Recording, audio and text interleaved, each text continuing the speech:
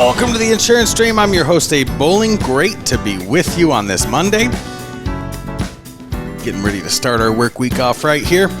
Today we're going to talk about the art of closing a sale. We're going to walk through the whole system and process of closing the sale and what you need to do to line it up great and increase those close ratios. Today's episode is sponsored by Hawksoft.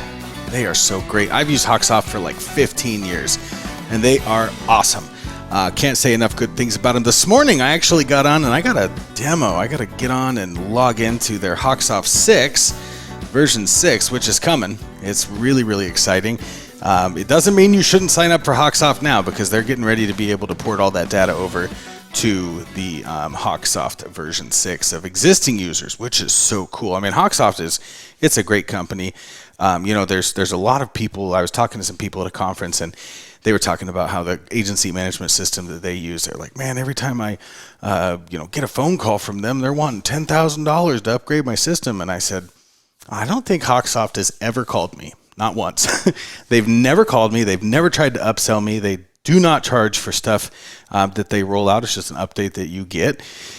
And they're non-existent wait times for support, which I hardly ever have to call support, hardly ever had to call support. Their wait times are like non-existent. And that was the other thing, is they were like, I got to support a ticket, and click a support ticket, submit one, and then I've got to wait, sometimes at least hours, maybe days to hear back. And I was like, yep, I've never waited on hold to call into Hawksoft. So go check it out, theinsurancedream.com. Click on agency management. There's a link right there to go on and connect with Hawksoft. So on today's 5-minute insurance meditation, we are going to talk about the art of closing the sale.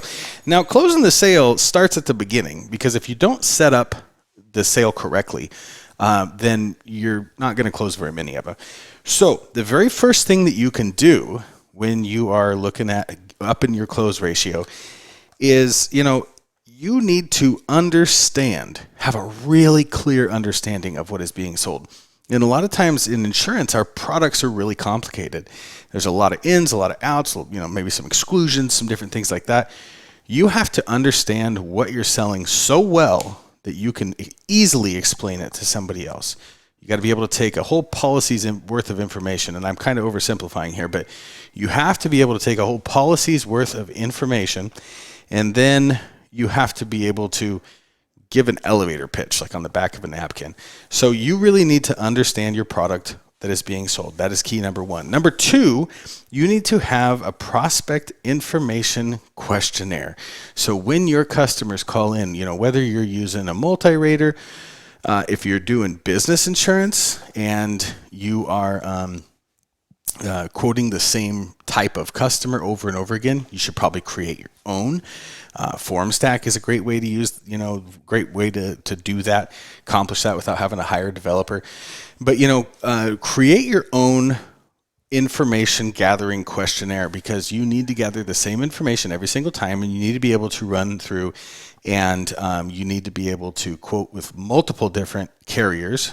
Sometimes you'll get a decline that you weren't expecting. Sometimes maybe there's a company that has a better rate because of some characteristics you weren't thinking about over the phone. You don't want to quote directly into the carrier's portal, because then the other carrier is going to have more questions that you need to call back. And, insureds don't like that, right? If that's your first impression of a place is, oh my gosh, I got to talk to them 5 or 10 times to get the information that I need.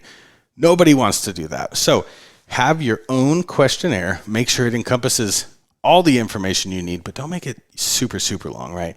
You don't need every little detail that you can go on the assessor site and look up, or different things like that. You just need to gather the information so that way you can get to work and you can go do the quote. So number one, clearly understand your product.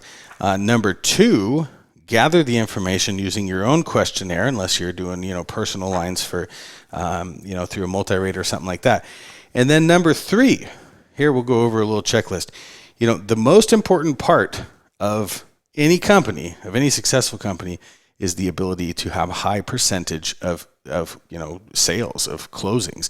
So if you quote 100 policies, how many of those policies do you sell? If you sell 8 of them, that's a whole bunch of time for 8 policies, right? But if you can sell 80 of them, now you're looking at a totally different financial outlook for your business. So real quick, we're going to run through a quick checklist on when you're closing a sale. Make sure that the following criteria are met. All right, so 1, make sure your product or service matches the prospect's needs.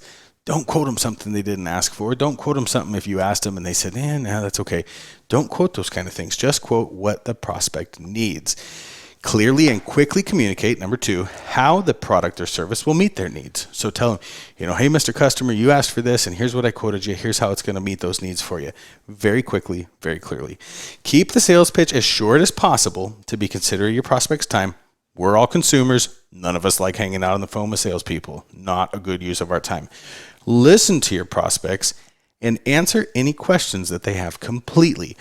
But do not bring up objections that you think your prospect might have, because you're opening up a whole can of worms. If you are new in sales, this is typically fairly new in sales, but sometimes seasoned veterans make this mistake too. They'll say, well, and this isn't a problem because of this, and this isn't a problem because of this. And the prospect's sitting there going, oh my gosh, I hadn't thought of that. Maybe I shouldn't do this yet. Maybe I need to do a little bit more research. Do not bring up anything that they don't bring up. Have a closing checklist that goes through the essential functions of the product or service the prospect is purchasing. So that way you're hitting the same information every single time. Prepare for any potential questions that your prospect may have.